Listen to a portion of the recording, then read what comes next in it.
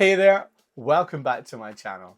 In this video, we'll be taking a close look at the brand new MiniFreak V software plugin by Arpeggiator. Now before we get into the video, as ever, be sure to give this a like if you find it useful and share it with somebody else who might.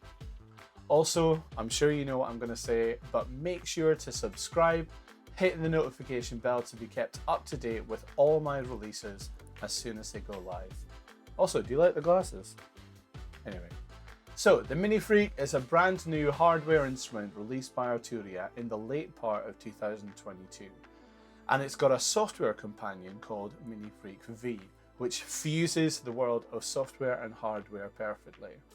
Now, what I mean by that is it literally takes digital voices with modeled analog filters, spontaneous modulation, sequencing, and basically smashes that all together to create endless sweet spots between the familiar, the unheard, order, chaos, beauty, and beast. You get the idea. So basically, it's a very big beast in quite a small package. Now, if you buy the actual hardware, you get the plugin as a free gift. But if you don't want the hardware or you can't quite afford it, you can buy the plugin as its own thing. So I'll put a link for that in the description below if you want to check it out.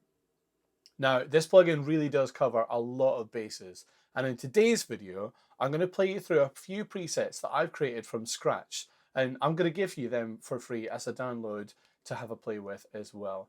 So hopefully then you'll see why I've dubbed it the ultimate game music creator tool. So firstly, I have to say I love the interface of this plugin. It's so clean, and I really like the simplified layout on first open. It's easy to get into the advanced features though, so don't think that this is a basic freak. We get two oscillators with a great selection of wave options, including audio in, which is really cool for routing real instruments through and creating crazy sounds. You can then pass that through a low pass, band pass, or high pass filter with 3 different types of effects in a chain. You can also then choose to either play it in mono, unison, poly, or paraphonic mode, and there are 2 LFOs for re-triggering, and that's all before you even get to the sequencer and arpeggiator. So let's move over to the laptop and check out what I've done here. So I've got Logic Project open with some stuff that I've been playing around with here, and what I've essentially done is create 5 presets. I've got a bass preset, a keys preset, a pad preset, a lead, and a sequence as well. Okay, so that's kind of what we're looking at here. Let's start with the bass preset, and like I said earlier, I love this clean layout on the home page. Very simplified kind of setup here. Let's put the octaves nice and low, and this is my bass sound.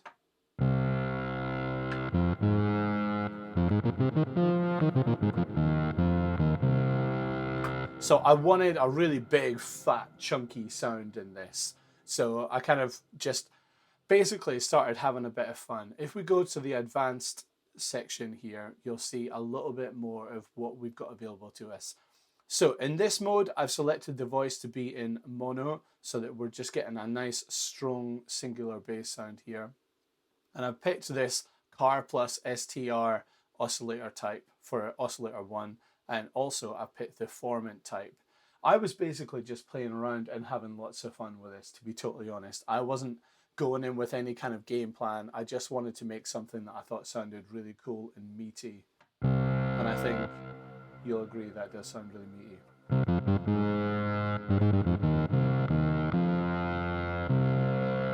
So there we go. And yet with the effects here, what I've done is I've added a distortion onto effects 1, a delay, and then the reverb, and I've used a long preset on the reverb as well, so it gets this really nice kind of like big wide feeling to it as well.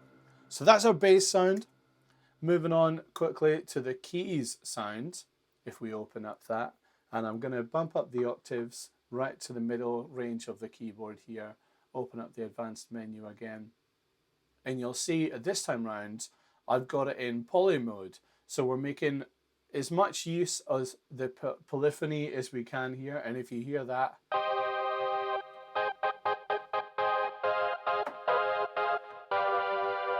So that's really cool. I like that a lot.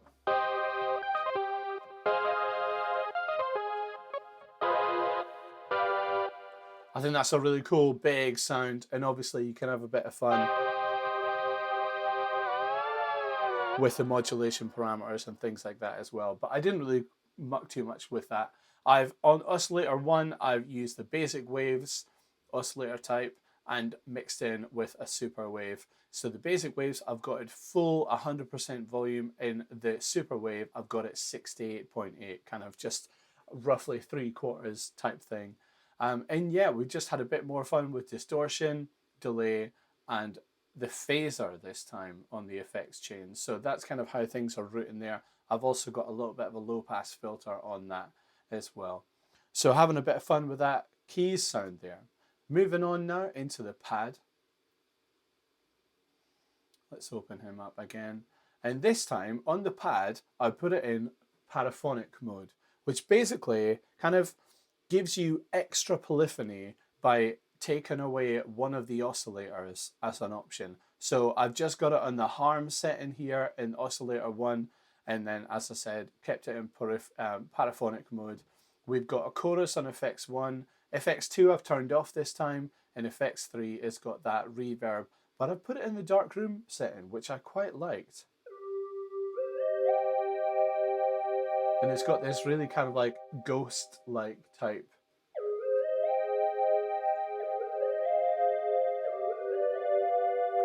feeling there, which I think is really cool. So there we go. That's my pad sound. And in my lead sound here, I've used, let's open it up once again. So what I've done with the lead is I've put it in unison mode. Sorry, I should have had that in unison mode. There we go. Now it is in unison mode. So I've added a super wave here, and I've had a lot of fun with like a little bit of detune, and then I've added the harmo section as well and put that up to full. Both of them are on full all the way through there. Added the flanger and also a delay with the digital setting on the delay this time. And then I think I've got a reverb on the darkroom setting again as well there. So we've got that kind of, and what I've done is I've created this very kind of like piercing type sound that you'll hear.